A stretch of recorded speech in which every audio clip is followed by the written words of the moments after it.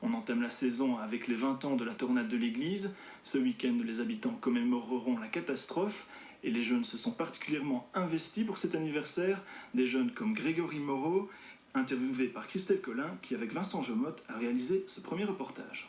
Oui, parce qu'il nous semblait important de rappeler cet événement qui s'est passé il y a 20 ans avec l'église et qui a complètement bouleversé le village, toute la région même.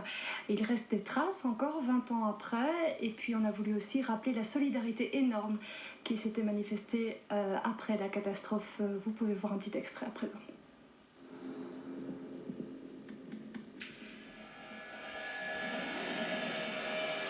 On n'entendait rien du tout, rien du tout. Et on est sorti. Et alors, qu'est-ce que c'est ça? Et on voyait des toitures qui étaient parties.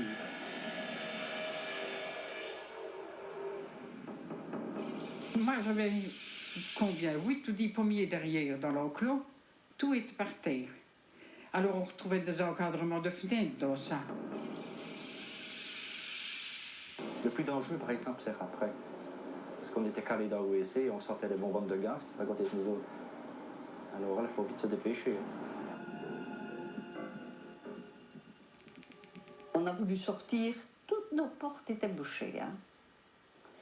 Bouchées par des branches, bouchées par des morceaux de fer, des pneus.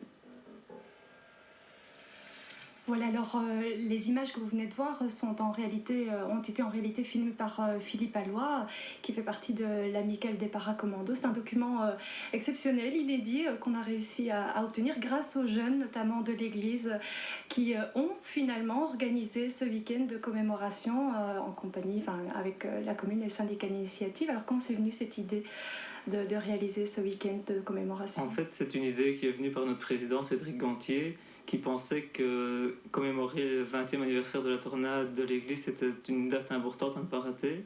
Ceci pour plusieurs raisons. Il pensait, et nous pensons avec lui, que c'était important de rappeler un petit peu l'historique du village, de nouveaux habitants, puisqu'il y a déjà 20 ans, il y a beaucoup d'arrivées. C'était aussi important pour nous de brasser un petit peu les différentes tranches d'âge de la population autour d'un projet commun. Donc évidemment, la tornade s'est produite il y a 20 ans, donc tout le monde a pris 20 ans. Et c'était important de voir les jeunes à l'époque, qui sont devenus un peu moins jeunes forcément. Mais vous-même, vous n'avez pratiquement pas connu cette tornade. Vous aviez, je pense, 4 ans, quelque chose comme ça. À l'époque, j'avais 4 ans, donc j'ai juste quelques flashs. Notamment, je me souviens, mon papa voulait montrer à ma sœur et moi qu'un orage, ce n'était pas bien méchant. Et évidemment, l'expérience pédagogique a tourné court, puisqu'il s'est vite rendu compte qu'il y avait quelque chose d'anormal.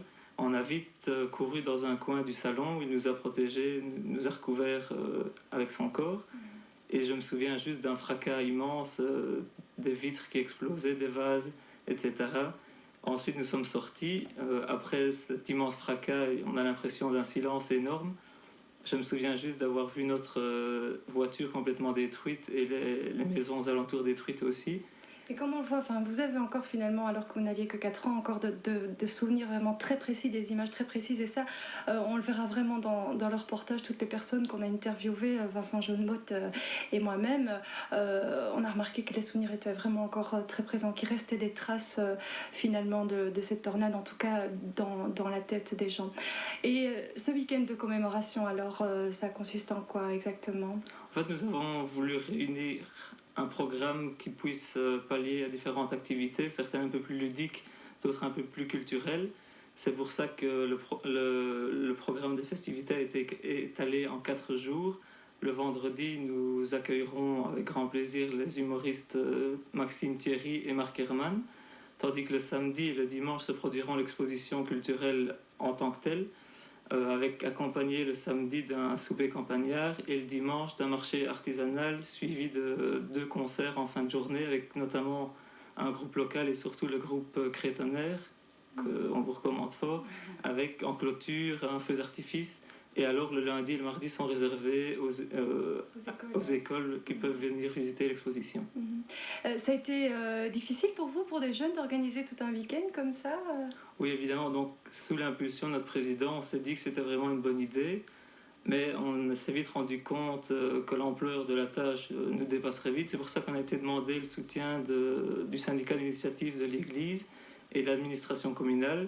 Et grâce à eux, nous avons eu notamment un soutien logistique, mais surtout de conseils avisés pour nous faciliter un petit peu toute notre démarche. Voilà, en tout cas, bonne chance pour ce week-end et merci beaucoup d'être venu sur ce plateau.